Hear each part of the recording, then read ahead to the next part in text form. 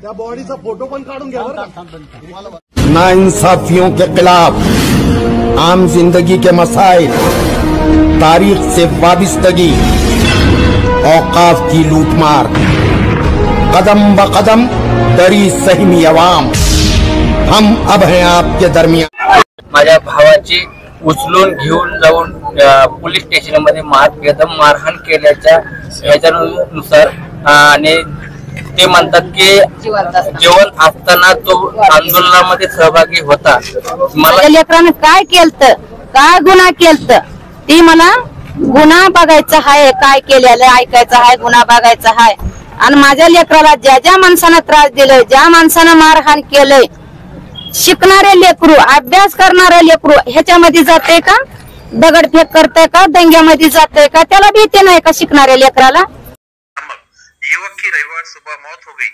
इस घटना के विरोध में सोमवार 16 दिसंबर को महाराष्ट्र बंद का आह्वान किया गया था. इसके तहत शहर में कड़ा बंद लागू किया गया. व्यापारियों ने अपनी दुकानें बंद रखी और जगह जगह पुलिस बंदोबस्त तैनात किया गया. परभणी शहर में 10 दिसंबर को डॉक्टर बाबा साहेब अम्बेडकर की प्रतिमा के सामने संविधान की प्रति का अपमान हुआ था. 11 दिसंबर को इस घटना के विरोध में हुए आंदोलन के दौरान पत्थरबाजी और आगजनी की घटनाएं घटी. पुलिस द्वारा किए गए लाठीचार्ज में कई लोग गंभीर रूप से घायल हो गए. इसके बाद पुलिस ने कॉम्बिंग ऑपरेशन चलाया और कई निर्दोष लोगों को हिरासत मिला.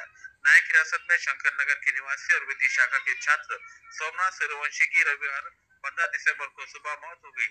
उनका शव परीक्षण संभाजीनगर में किया गया.